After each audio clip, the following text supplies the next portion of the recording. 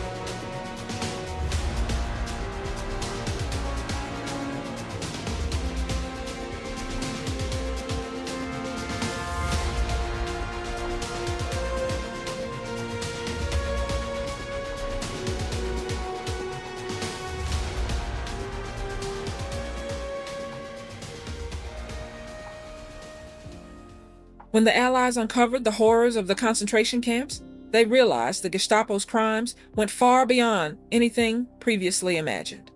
These weren't just soldiers. They were executioners, interrogators, and bureaucrats of genocide. At the Nuremberg trials, the Gestapo was officially declared a criminal organization.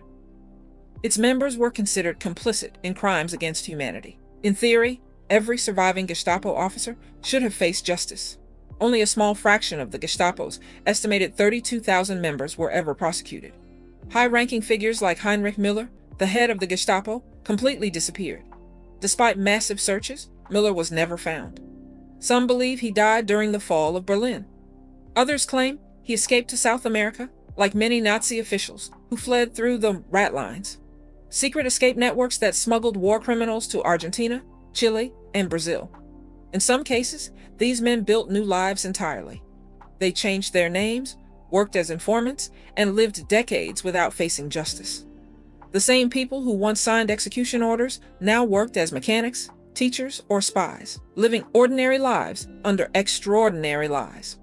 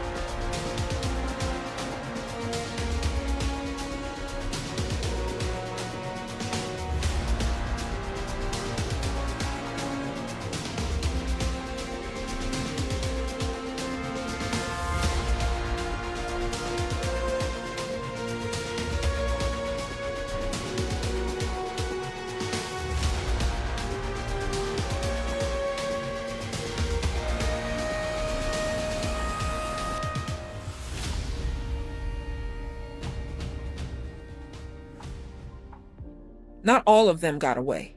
Some of the most notorious Gestapo officials were captured, tried, and executed. Klaus Barbie, known as the Butcher of Lyon, was responsible for torturing French resistance members and deporting Jewish children. After the war, he fled to Bolivia, using ratlines managed by Catholic priests. For decades, he lived under the name Klaus Altmann, working as a military advisor. But in 1983, he was finally extradited to France. where he was convicted of crimes against humanity and sentenced to life in prison. Others weren't so lucky. Gestapo men captured by the Soviets often met brutal fates in labor camps or summary executions.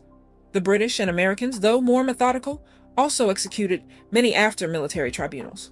But thousands of lower-ranking officers escaped punishment altogether, their names lost to history. The haunting truth: the very men who once terrorized Europe often lived normal, peaceful lives, protected by a world that wanted to move on.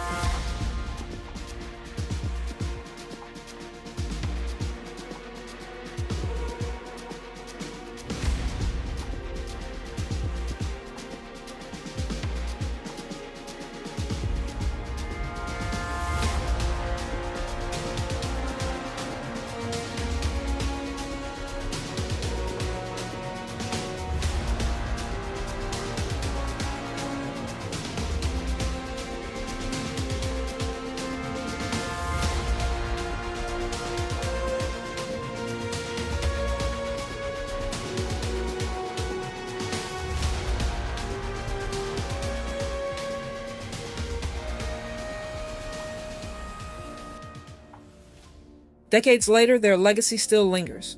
Archives continue to reveal names, faces, and documents long thought destroyed. Some of their victims' families are still searching for justice, even today. The Gestapo was more than an organization.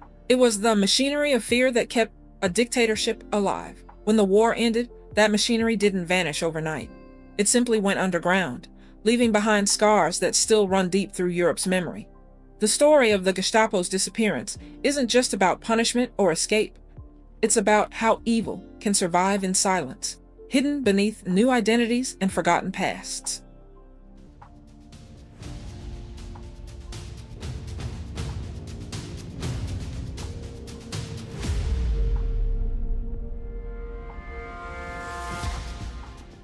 So, what happened to the Gestapo after World War II?